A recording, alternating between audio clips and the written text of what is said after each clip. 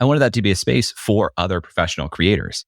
And so it has to be priced in a way that makes sense with that premise. And when you're working with a higher tier customer, a more advanced customer, or a more experienced, profitable customer, then your prices go up and you as the business owner benefit. Hey, podcast listener, even if you are alone in your entrepreneurial journey, know that today, right now in your earbuds, you are joined by thousands of entrepreneurs from all around the globe seeking to grow better, more profitable location-independent businesses. If you'd like to learn more about what we do and download our entire back catalog, check out tropicalmba.com.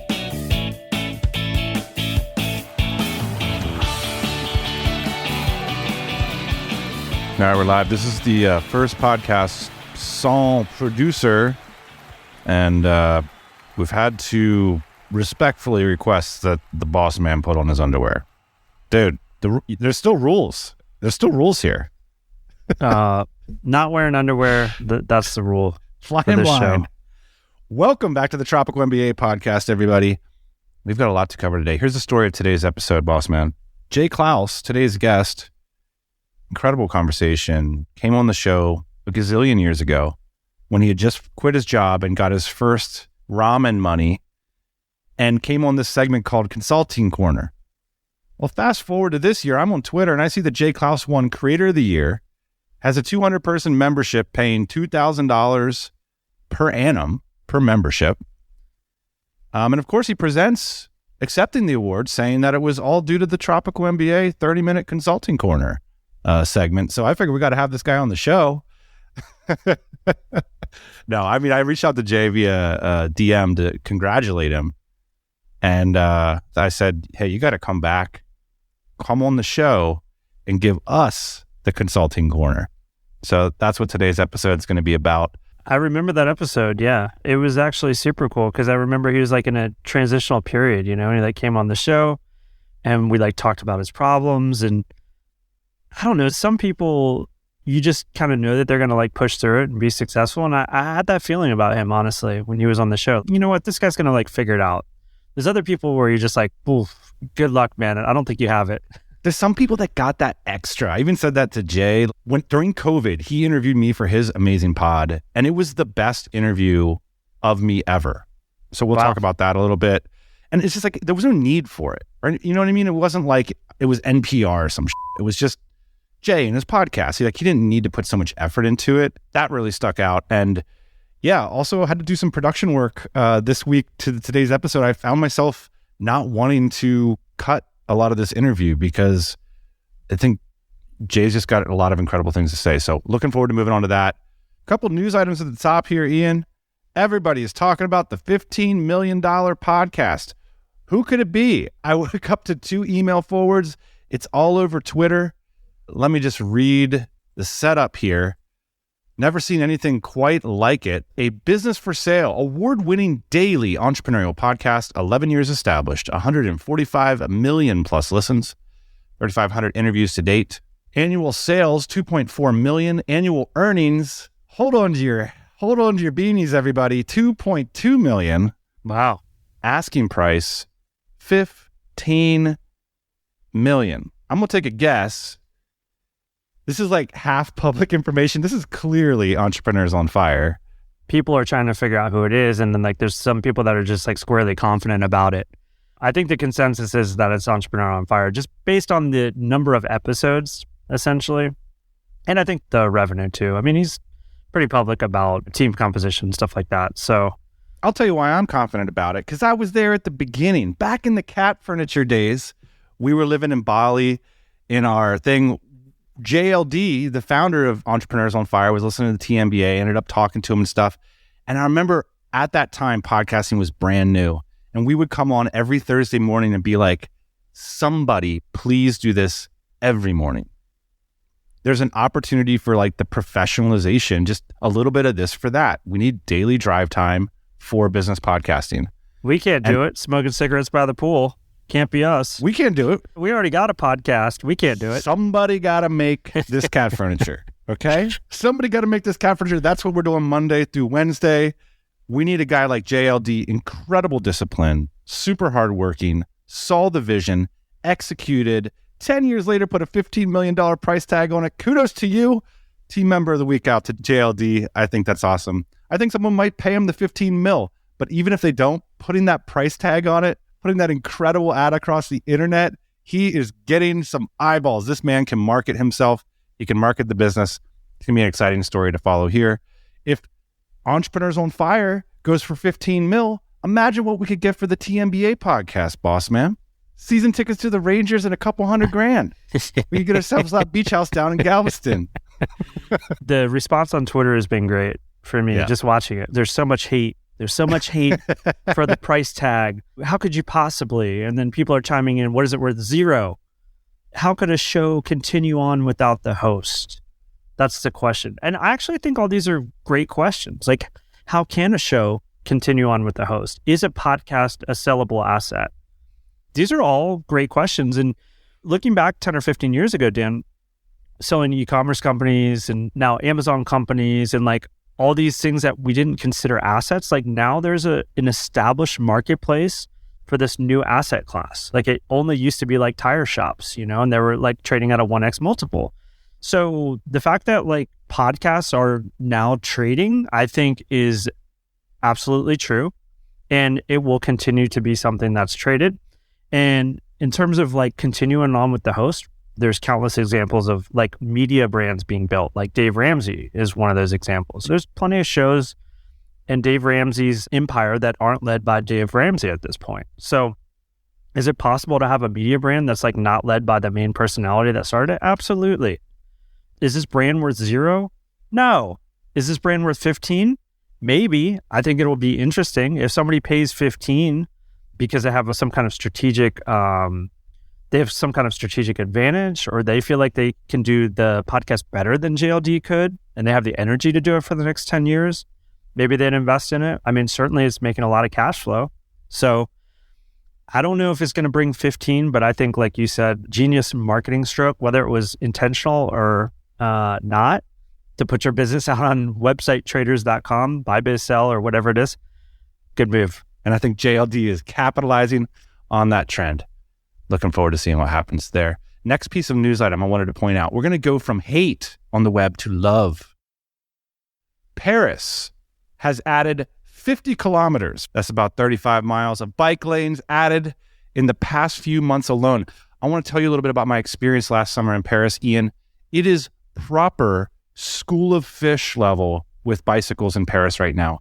It is an incredible feeling. It is not this relegated to a bike lane situation or we've got bikeable roads or whatever. Nah, it's the whole road with hundreds, thousands of bicycles in unison through the beautiful streets of Paris. You got to experience it if you're a bike lover. I booked my ticket, packed my bike, and I'd like to officially invite you to the City of Lights, my friend. Paris in the summer. Can you beat it with all this bicycling? Great weather, great food, history. Paris in the summer, buddy. What do we do it for? What do we do all the business for if we can't enjoy a little cycling over in Paris? Well, the last time we were in Paris, I remember it was together. It was lovely. Very fond memories of meeting you outside of the famous Notre Dame church. We sat down. I think we met for breakfast. We weren't on the same flight.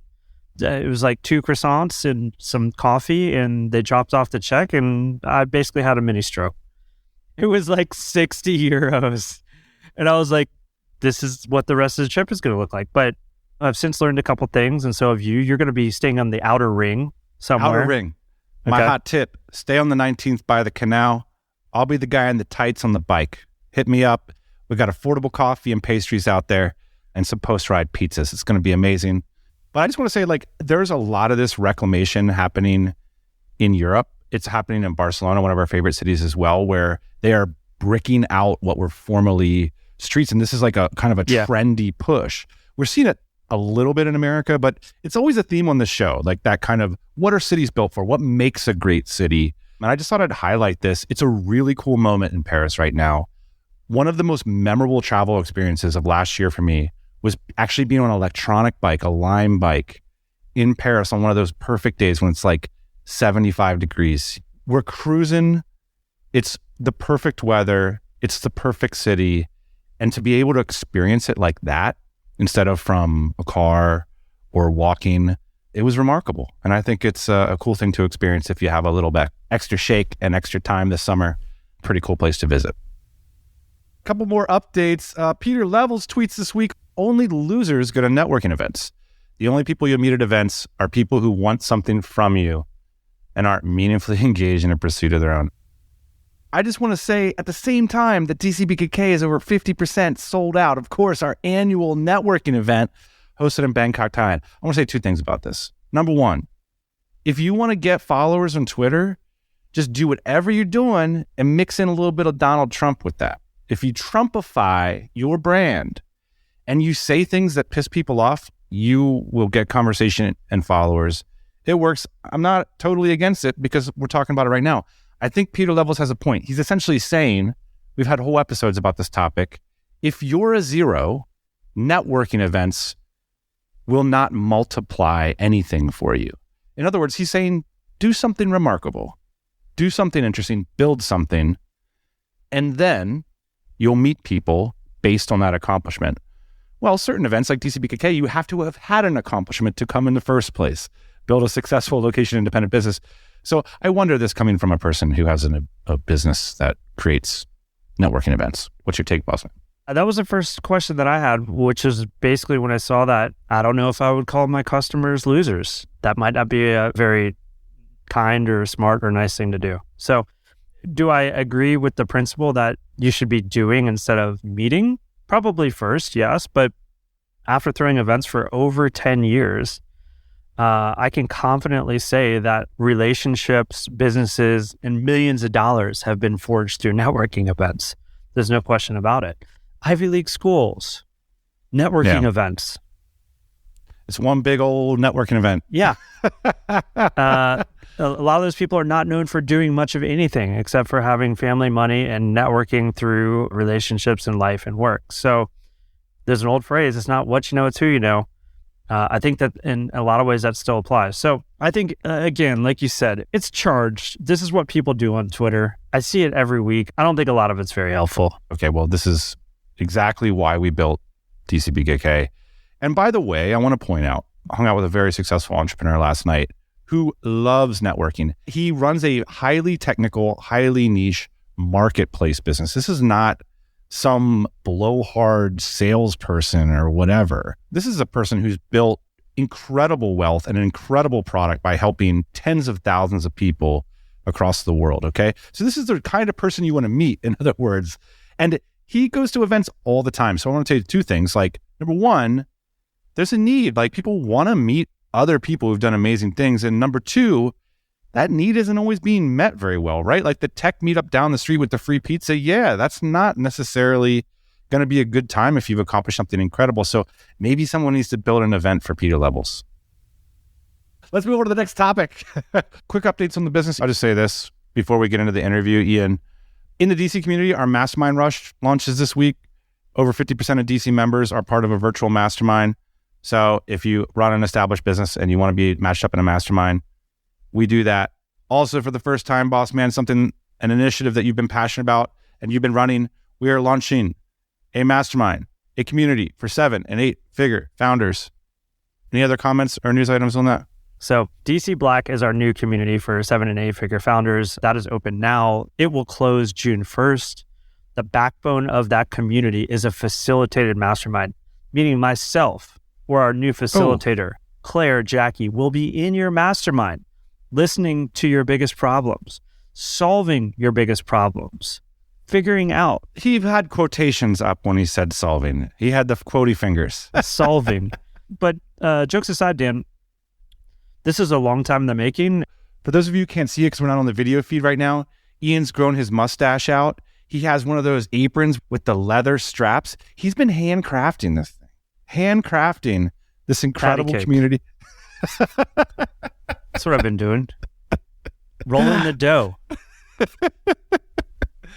So if you want to make some dough, if you're a 7- and 8-figure founder, you're willing to send us that P&L, it's going to be an interesting year. for people growing businesses at scale in this community. Already got an 8-figure business in there too. So yes, don't be shy.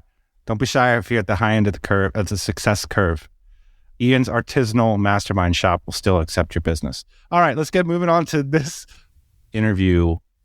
Jay was on the show 5 years ago where he was just ramen profitable. That was in 2018. Click through on the show notes to hear that. He went from $30,000 in revenue to 2017 when he was facilitating a handful of masterminds to over $700,000 in revenue just this past year. He's been voted the CEX 2023 Content Entrepreneur of the Year. Importantly, he has a membership that has a waiting list. He has 200 members paying each $2K a year, boss man. And it doesn't necessarily require a big staff. I think this is an amazing kind of contemporary version or take on Kevin Kelly's 1,000 True Fans, but for internet creators. There's a lot that we went over in this interview, from the value of maybe capping memberships to how we got the whole thing started in the first place, and how Jay thinks other founders and creators like us can follow in his footsteps, plus some advice for us, which we highly appreciated. And let's be frank, he owed us. So definitely like a selfish free consulting angle on this one. Let's roll it.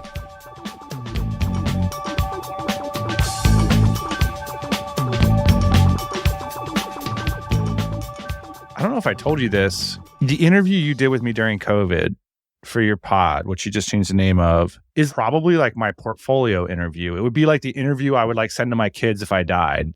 That was your dad. He did some podcasts at some point. And I'm curious, why were you working so hard for that at the time? Like, what was your vision of what that pod was going to become? Because I know at the time it wasn't making you a lot of money. Man, that makes me so happy. Part of it was because I feel actually a lot of gratitude to what you and Ian have done here, because it was really inspirational to me. So part of me just wanted to do right by you for like all that you guys give here on the show. But with that show, it was the second podcast I had tried to make. And the first podcast did not grow very well. So with this new podcast, I wanted to give it a better shot, because podcasts are just, I think it's the toughest platform to build as a creator. Why? There's no discoverability.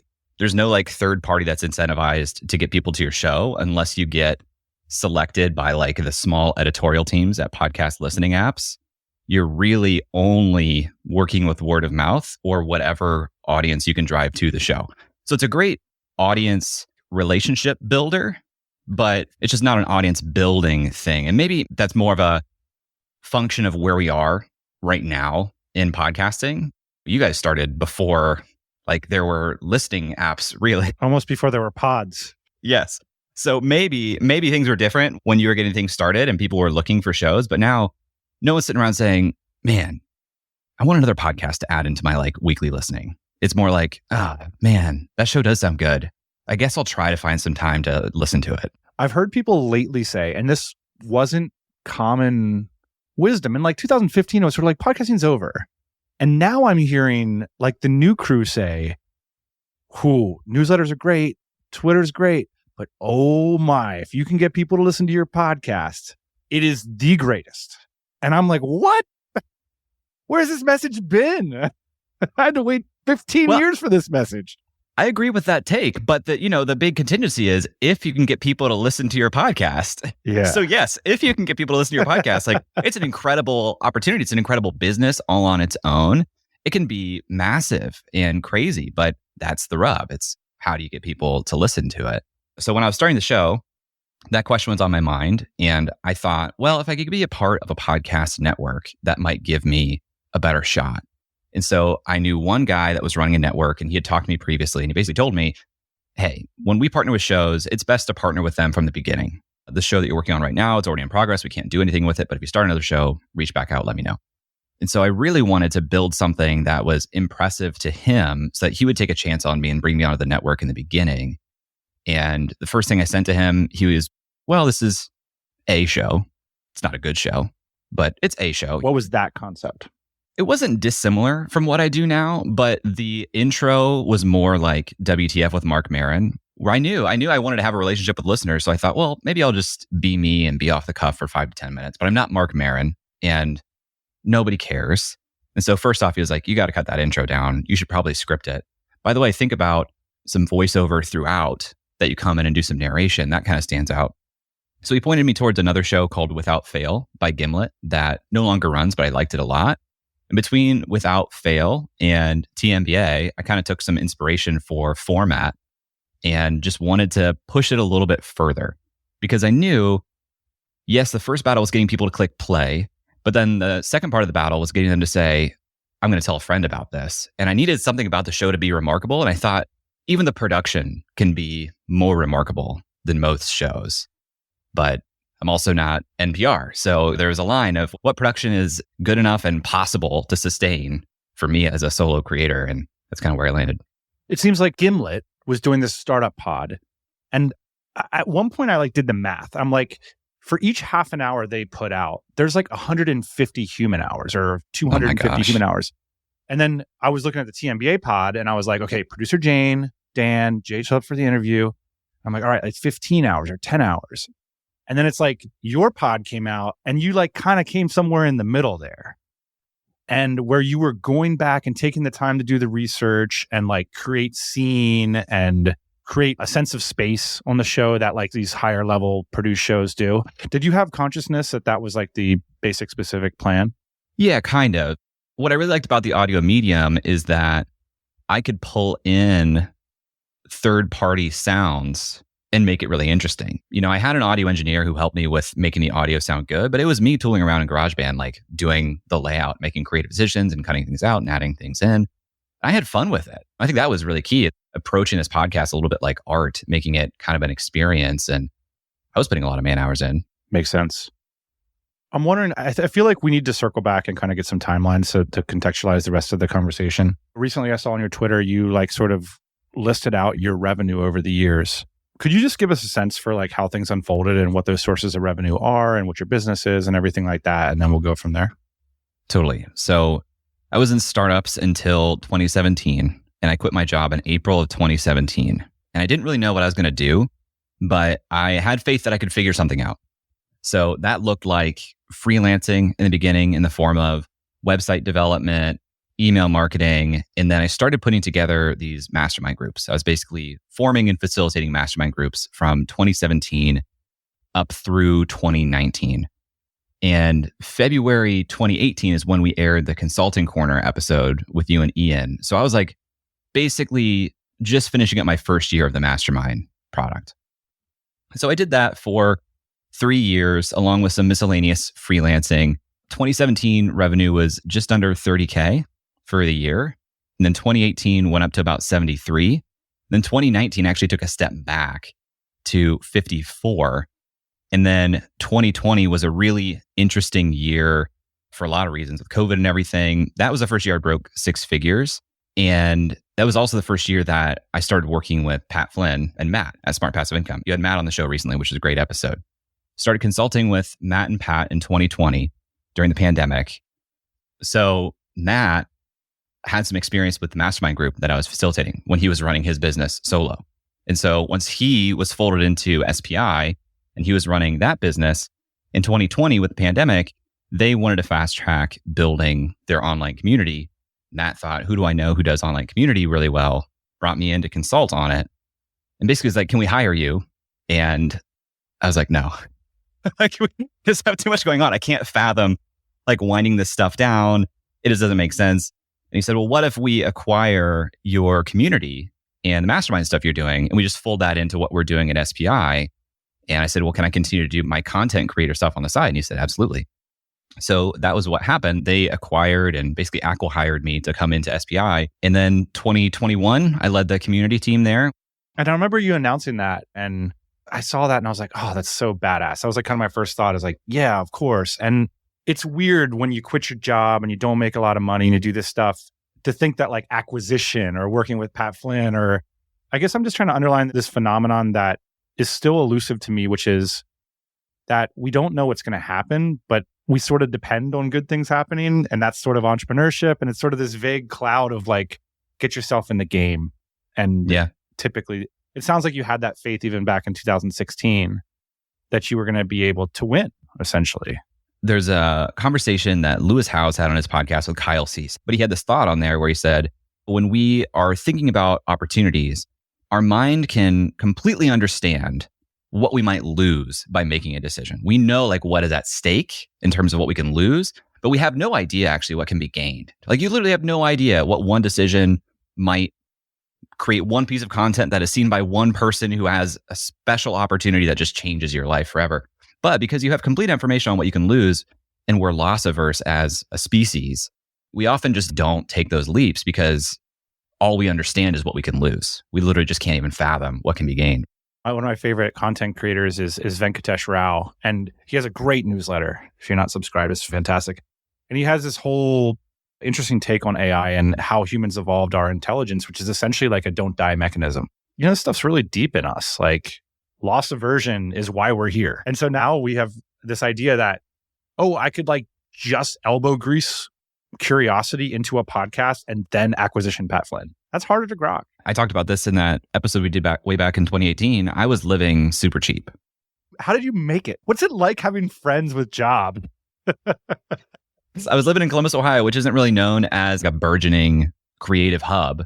But that's another way that I knew Matt. Matt lives here in Columbus. I didn't have a whole lot of community in that sense, other than the people that I was pulling into these mastermind groups. But I was living super cheap. I was really, really lean. I learned a painful cash flow lesson in year one. What was that lesson? Well, you know, I'm doing these 12-week programs, these mastermind groups. And so it's cyclical in nature. And what I didn't think about was planning my year out of when each one of these groups would start. And so we got to the end of one of these groups in like October, and that goes through Thanksgiving, Christmas, and New Year's. I basically had to put that program on ice until January. And I had done the math, so that program sustained my existence. So now suddenly I had 3 months with no cash flow and over the holidays in my first year of entrepreneurship. Another lesson was I just reached out to people in my network who were entrepreneurs and was like, I have skills. Do you want to hire me to do something? And this guy, he was basically like, yeah, I actually want to redesign my website. I want to get a better flow for onboarding customers into my SaaS product and keeping people using the SaaS product. So he basically gave me 4 months of contract work to get me up till the next cycle that ran. And then I started to put things in place a little bit better. I think if you're listening to this podcast, you have like a professional skill set, you're like $100,000 a year person. You can always hit that air brake down into $50,000 a year just to work for somebody, right? Half time. In the creative economy, like if you grok what Jay's saying, what we do on this podcast, like 50 grand a year is a cakewalk at this point. Because just our skill sets are so in demand that none of us are working for other people anymore. So if you run into a tough spot, like I was at a DC event a few weeks ago, I just want to highlight this guy's performance. He rocked into the conference and he's like, yo, I'm here for oxygen. I totally took a hit last year. I'm $40,000 in debt. Amazon shut me down. I had to get an engineering job in X city. And everybody was like, awesome. I'd love to step onto the soapbox for a second, actually, because I think about this a lot, but there's never a real like binary view of employment. And I did too. Like I started and it was like, I'm either self-employed or I'm employed. And if I'm not self-employed, then I don't feel good about myself. But really, what we have is some amount of time that we sell for some amount of compensation. If you're full-time, like you're selling 40 hours a week for the compensation of a salary, benefits, maybe even a non-compete. Whereas, you know, if we're doing this creator thing, and you're trying to get a lot more leverage by creating content, but you have 20 hours a week to sell it. Like selling your time is going to be one of the easiest ways for you to generate revenue in the near term that gives you the financial engine to build the freedom vehicle that you're trying to do. And there's such hard bounds when you're employed. It's so easy to turn off from that thing to do your thing. Whereas if like you're freelancing as your financial engine, that's just another thing where you feel like you don't necessarily have boundaries. Like, do I stop freelancing at 5? That's a TMBA colored soapbox, my friend. Everybody wants to see the internet and do internet-y things. And it's like, you're already literally getting paid. Like someone's making huge margin off of your time. I like doing moneyed things. What happened with the Pat Flynn organization? So you're internal now. Yes. And you have no idea. Working alongside Matt for a year, the way his mind works from an operations, finance, human perspective, it's incredible. And that was a big selling point for me. You guys talk a lot about apprenticeships.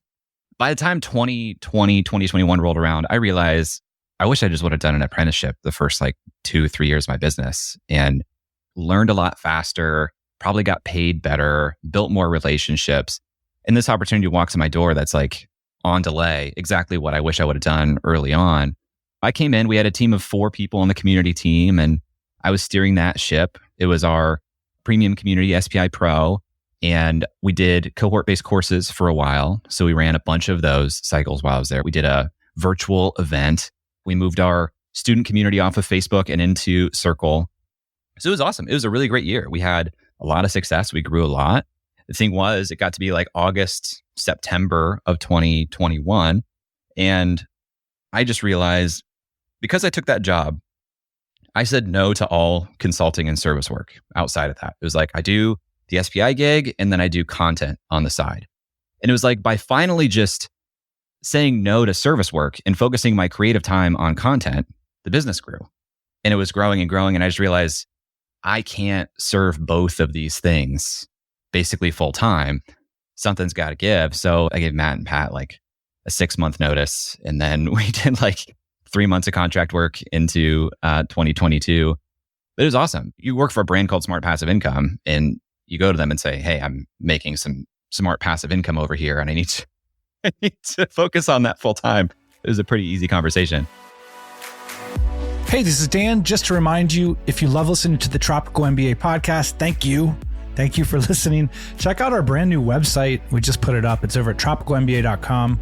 Since we don't do news segments on the show every week, the most consistent way to hear about the stories from the thousands of founders that listen to this show every week is to sign up for our newsletter. And as a thank you for doing so, we'll send you a free copy of our book Before the Exit, some templates that we use to scale and hire in our business, as well as some other goodies. You also receive 1 email a week that outlines some of the key things that are happening in our community, at our podcast, and with the founders that listen to this show.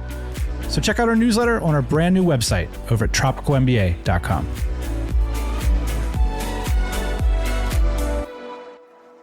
With a lot of creator personality types, there's some crossover with non-business minds. There's a cluster of things. We'll say, not interested in business. I'm Gen Xer, not interested in selling out. General aversion to sharkiness, to the hustle, wanting to be expressive and not to be bothered. Maybe even wanting to escape the tedium of average normal life. The creator life has always had this promise of a poetry to it, something more. Yet I think what you've demonstrated in your career, that you also have a killer instinct or an ability to build relationships, to make hard decisions. Like the idea that you're going to go to Pat and Matt and be like, yo, I can't work for you guys anymore. Like that's a conversation that I think a lot of people would delay. So I'm wondering if you could bring me into that side of it and how you've cultivated that, and if it's how useful it's been to you. I like to use the phrase professional creator a lot because even the word creator is so expansive. The people who are on YouTube, they try to claw that word and say creator means YouTuber. But a lot of people identify as a creator if they're creating on Instagram or TikTok or Twitter or a newsletter or a podcast. It's all of these things. It's like, oh, I'm making content. I'm a content creator. Shorten that, I'm a creator. I like to use the phrase professional creator because it kind of denotes where you are in the journey and how you treat the thing. On one hand, professional means that you are being compensated by the work. It's like a professional athlete versus an amateur athlete. On the other hand, it's also how you show up and treat things professionally. Like a lot of the creators who get into this just to be expressive and be artistic, they can be difficult to work with as a brand, as a partner, as an employee, because they don't treat things professionally. They don't act like professionals. I really wanted to ask you this. The credibility gap, I think, is something huge in the creator and influencer space. How do I gain credibility about what? Yeah. And, some people call it imposter syndrome. I'm just going to call it the imposter problem. Like, it's a genuine problem. If you're Andrew Huberman, like, you better have read some scientific papers. You know what I mean? That's like, he solved that problem. Like, how did you solve the imposter problem in your career? I mean, it took time. I didn't have the language for this, and I didn't realize this is what I was doing at the time. But I tell creators, if you're trying to get into this space, you have 2 paths forward. You can either look at what credibility you already have, what earned insight do you already have to lean on, or you have to basically plant a flag and say, I'm interested in becoming really good at this. I'm going to position myself as a curious beginner. And I'm owning the fact that I'm a beginner, but I'm also owning the fact that I'm curious, and I'm going to do far more research and study of this than you're going to allocate during your day. So you can learn by proxy through me. There's a third way too, which is if you're willing to become a master at the creator game, so that curious beginner, you can identify an earned insight partner, which I think is something to explore, like to basically champion someone's message and bring them to market as an operator. So I totally agree with that. I used to have this hang up, actually. This is what started me writing in 2017. I had this limiting belief that I was not creative. I didn't have ideas. I was just really good operationally. And I would have to be searching for someone's idea to champion. And again, at the time, I thought this was a binary. Like, I am this or I am this. And right now, I value one over the other. I value being an ideas person more highly. So for one, I had to unlearn that and embrace the creator, the creative artist part of me. But you're right. Like, I had such a great operational skill set. I could have done that path and probably could have had even more success today in financial terms. But it kind of depends on what type of lifestyle you want, whether you want to be behind the scenes, whether you want to be out in front. When you have a skill set for both, I actually find that it's really challenging because you limit yourself on both ends. Try and do both. I think so. Bring me into that conversation with Pat and Matt. How did it go and how did you come out the back end of that? I basically said, this is really challenging for me to bring up, but the business is doing really well. It's demanding a lot more of my time. I feel that as I give it more time, I can't give our team here what they need. And this is only going to get worse. I kind of want to see where this is going and give you guys as much advance notice as possible. I think the conversation happened in September, if I recall, of 2021. And I basically said, like, I would like to plan for a transition in January. I thought it'd be easiest to do at the beginning of the year, you know, from like a fiscal year standpoint.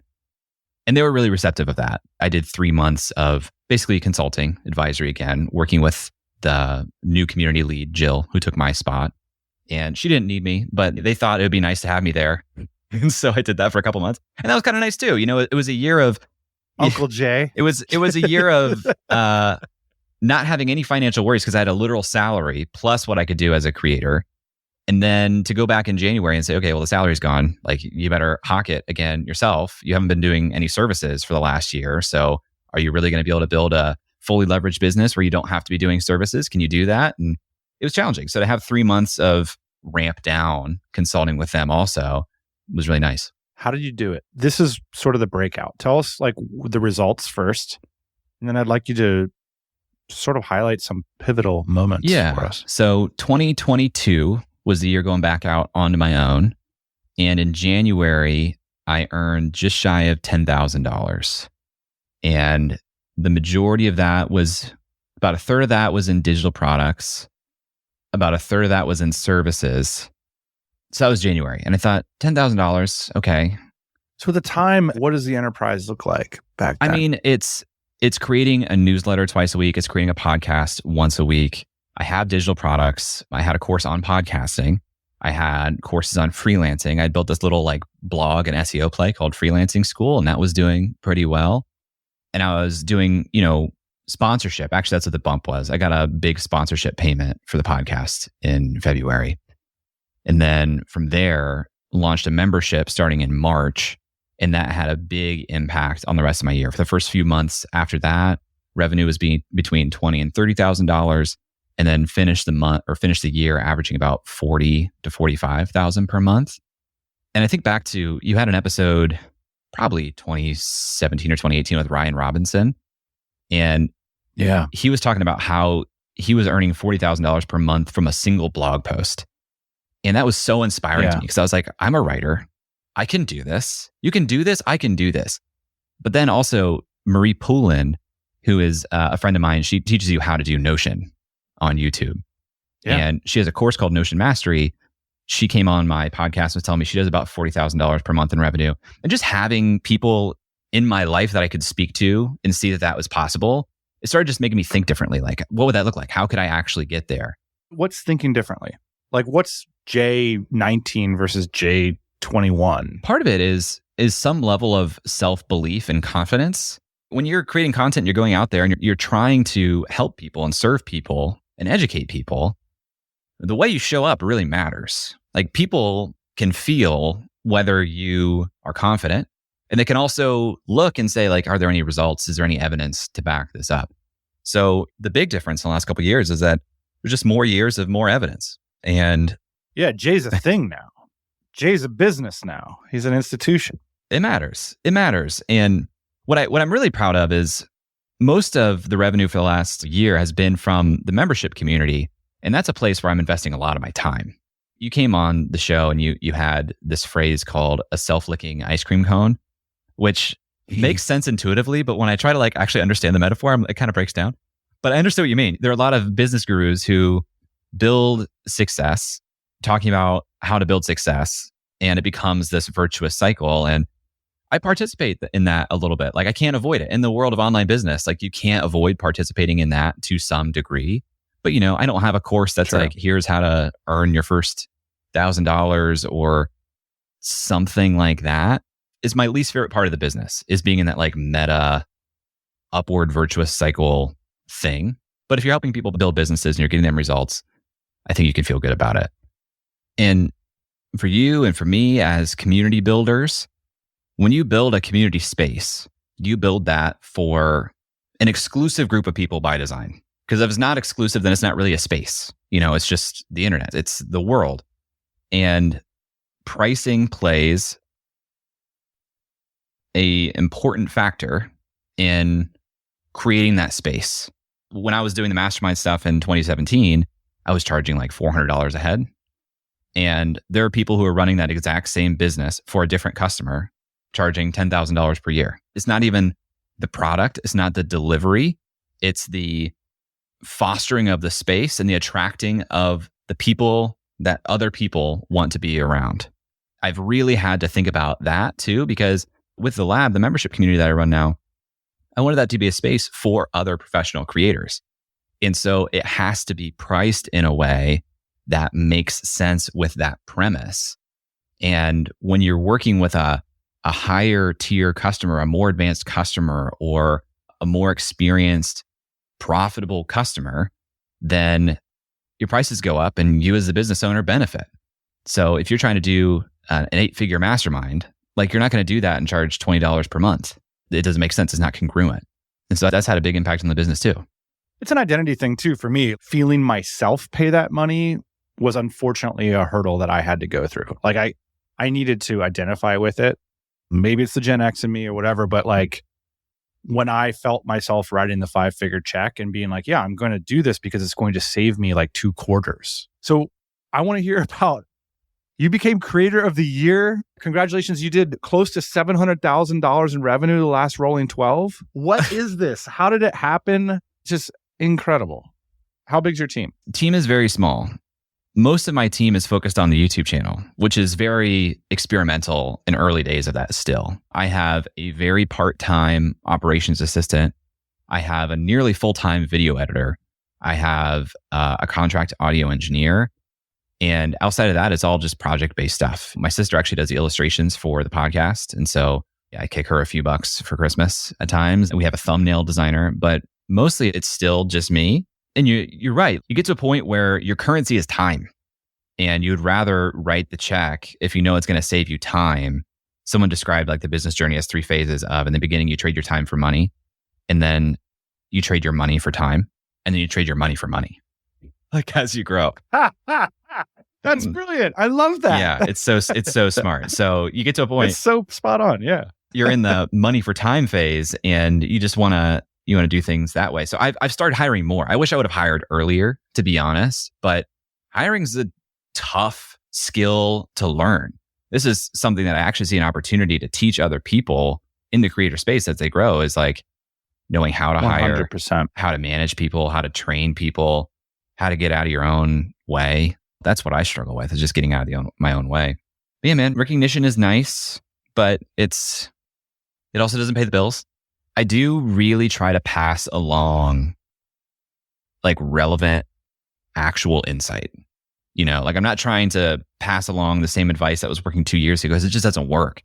So I see part of my job as just being a conduit, staying in close relationship with other creators that are operating at the top of the game, and then going back out to my people and say, hey, this is a really interesting trend I'm seeing that seems to be working.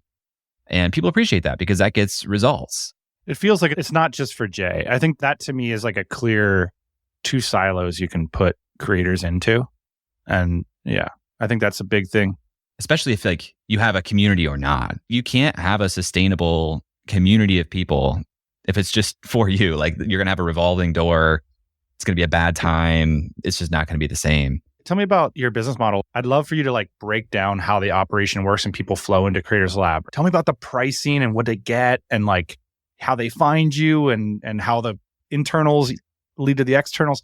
Flesh out the ice cream cone for me. By the way, if your sister could make one of these ice cream cone graphics of it licking itself, I think that actually would look good with her style. She totally could.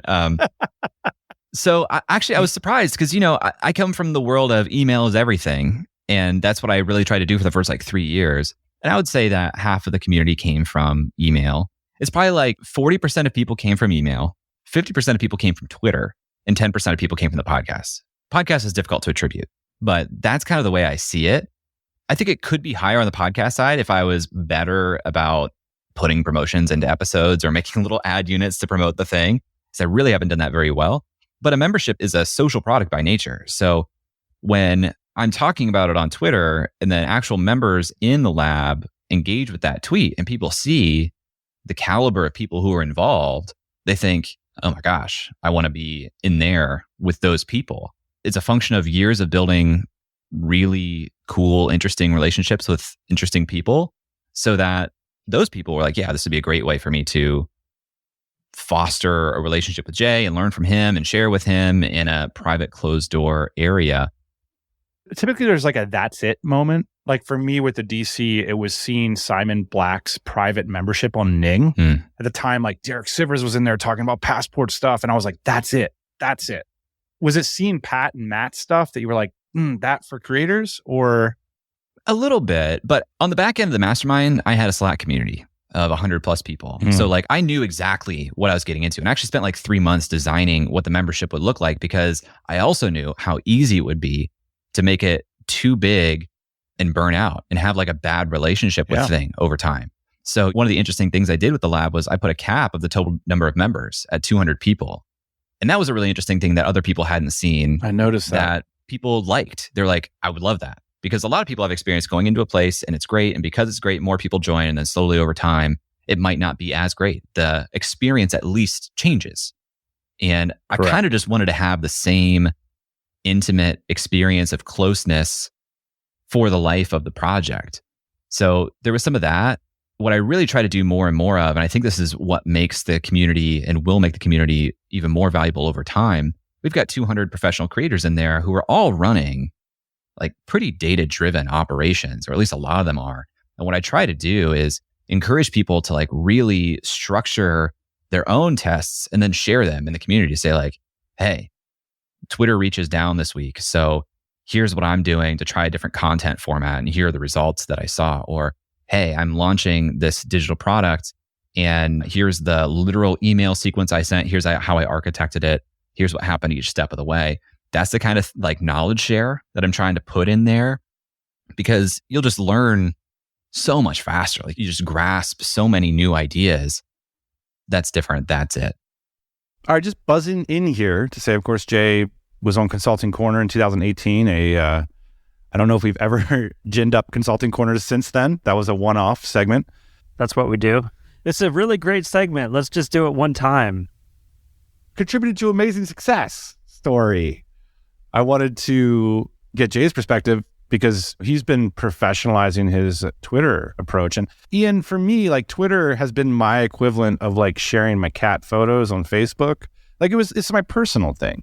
And it's been interesting just to see Twitter become blogs. Like I always thought blogs were like a very professional thing. That was like your own personal newspaper or whatever. And we've known this about Twitter for some time, but now I see more and more people doing it well and having success with it. And so specifically, I wanted to ask Jay about Twitter. Jay, you owe me some free consulting, bro. That's why you're here. I'm so impressed, man. I think it's just so badass what you've done. Congratulations. When I listened to your podcast, I was like, this guy believes this is going to be something. You know what I mean? Like, this guy's a You got to. believer. You have Like, to. he's not just like putting it out there, man. Okay, here's the first thing. How can I be good at Twitter? Is it still a thing? Can I grow my business if I decide that I want to be good at Twitter? I think so, especially with the starting point that you have. You know, you don't have a small profile there. But what I think you need to do, I'm looking at your Twitter, you're sharing a lot of links. You got to cut that out. No more links. More links. Links are gone. My Twitter account is basically useless to me. My community is private stuff. So I want to turn Twitter into a vehicle to teach people about the possibility of going to 7-figure cash flow business. Cool.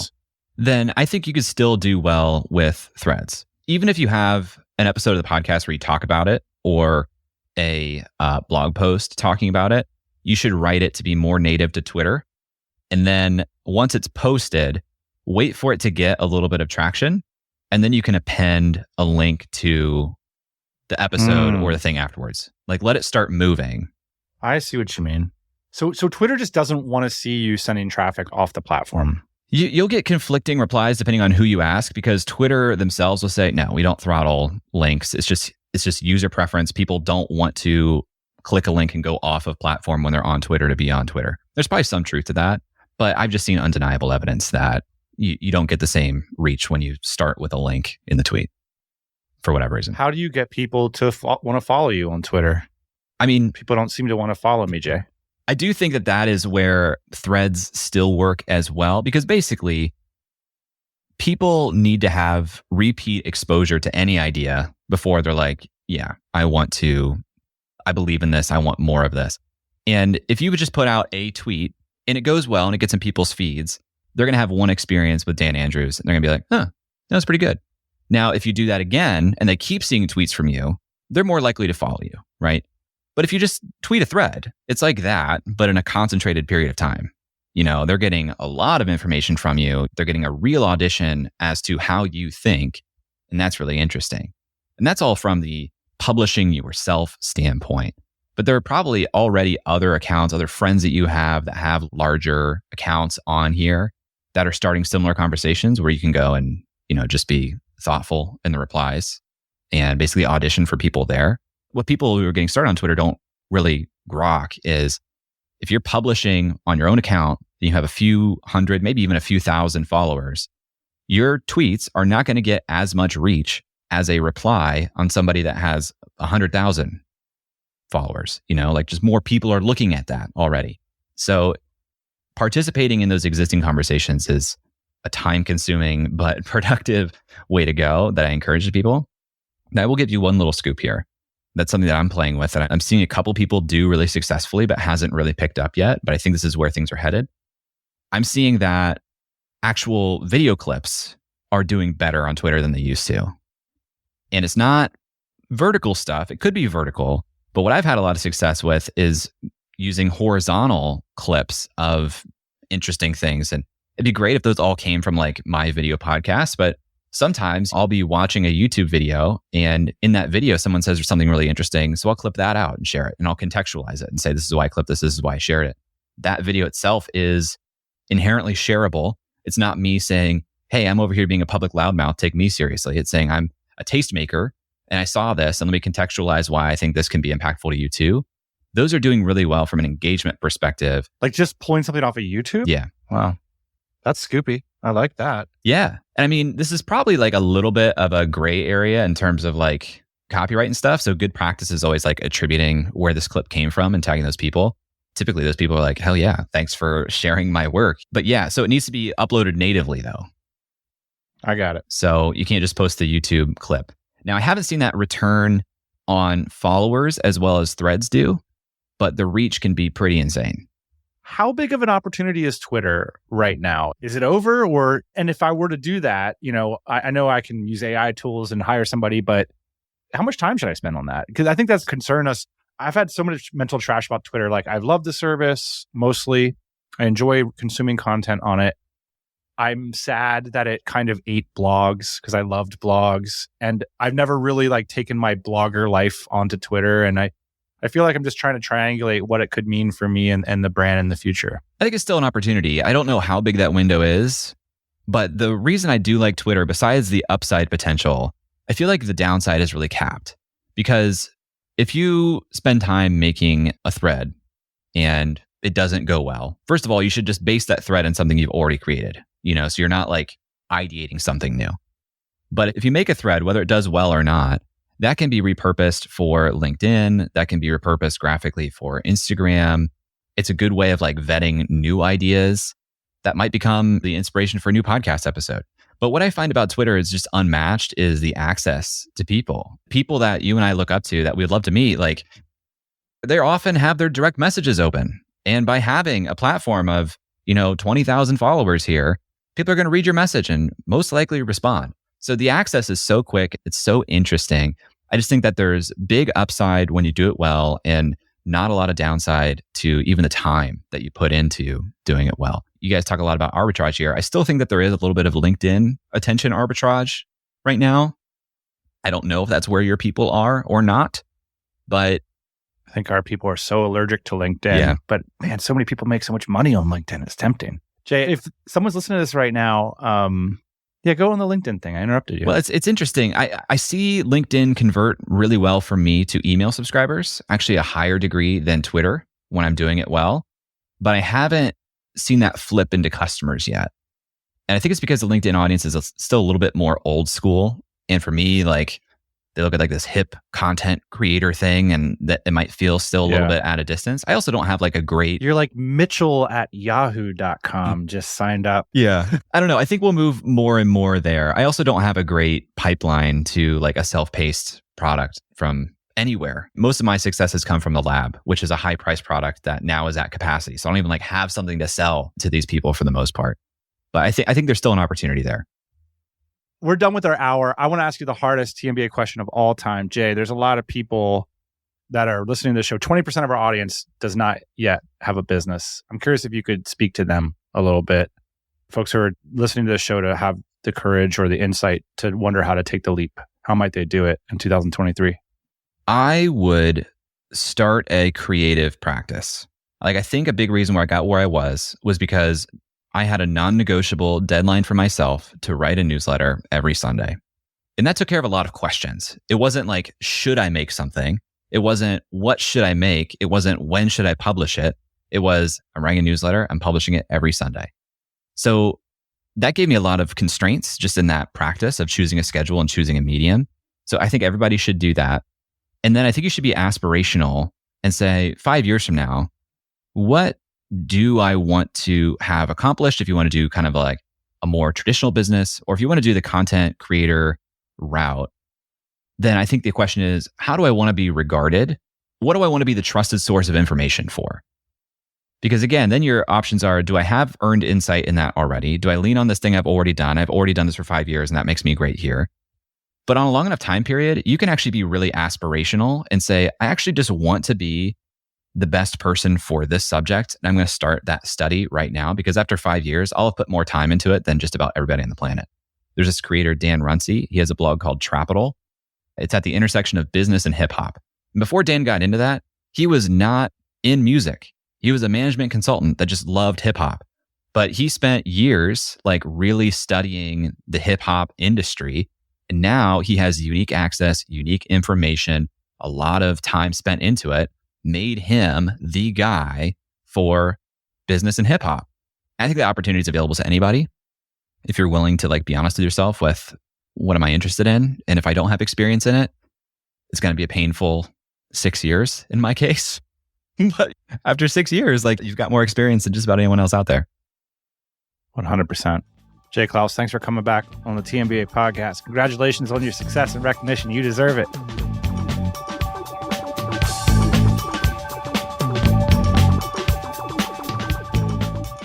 That's it. That's the interview. That's Jay Clouse. He's incredible. Some interviews are tough, Ian. This one was not tough. This one was just really cool. And so I hope the listeners enjoyed it as much as we did. That's it. One thing, we're going to be talking about a book next week that I tweeted and I got some traction. Twitter is telling me that over 20,000 people read this tweet. It's about a book called 5 People That Will Ruin Your Life. If that doesn't scream, read me, I don't know what will. But anyway, we're going to be discussing some of the concepts in that book next week. along with a bunch of other business goodies. So do join us next Thursday morning at 8 a.m. Eastern Time. That's it for this week. Hey, thanks for listening to the Tropical MBA podcast. You can go to tropicalmba.com, get access to hundreds of back episodes and all kinds of other goodies. Load up your iPod. That is the cheapest way to fly business class on your next international flight. We will see you next Thursday morning, 8 a.m. Eastern Standard Time.